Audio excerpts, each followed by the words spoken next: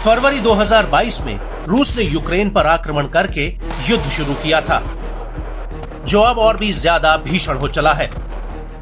वहीं दूसरी तरफ 7 अक्टूबर 2023 को फिलिस्तीन के आतंकी संगठन हमास ने इजराइल पर अभी तक का सबसे बड़ा हमला किया था, जिसके जवाब में इजराइल ने जंग का ऐलान कर दिया है और इन दोनों युद्धों के बीच पूरी दुनिया दो खेमों में बटी नजर आ रही है। पश्चिमी देश जहां यूक्रेन के साथ खड़े हुए हैं, वहीं इजराइल हमास युद्ध में रूस समेत ईरान, लेबनान, इराक जैसे देशों में लगातार फिलिस्तीन के समर्थन में प्रदर्शन हो रहे हैं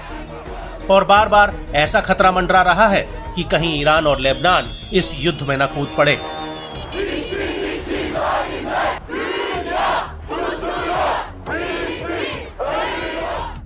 और दुनिया के इन दो कोनों में छिड़े युद्ध की वजह से अब दुनिया पर तीसरे विश्व युद्ध का खतरा मंडरा रहा है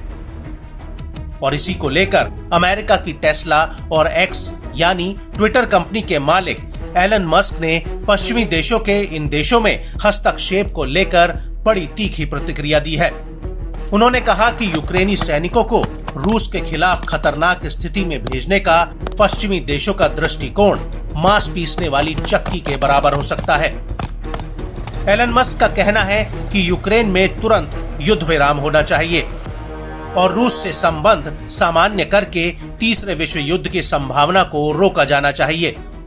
एलन मस्क ने अपने बयान में आगे कहा कि हम एक के बाद एक मूर्खतापूर्ण निर्णयों के साथ नींद में चलते हुए तीसरे विश्व युद्ध की ओर बढ़ते जा रहे हैं। मस्क के मुताबिक प्रमुख महाशक्तियों के बीच बातचीत की कमी की वजह से शक का एक माहौल पैदा हो गया है, जहां पर हर खेमा एक दूसरे को शक की निगाह से देख रहा है कि कहीं दूसरा पक्ष उसके ऊपर हमला करने की तैयारी तो नहीं कर रहा। एलन मस्क का कहना है कि रूस और चीन ने संयुक्त सैन्य अभ्यास शुरू कर दिया है, जिसके बारे में लोगों को पता नहीं है। मस्क ने चेतावनी देते हुए कहा कि दुनिया अनजाने में तीसरे विश्व युद्ध की तरफ बढ़ रही है, जिसकी वजह एक के बाद एक लिए गए मूर्खतापूर्ण फैसले हैं।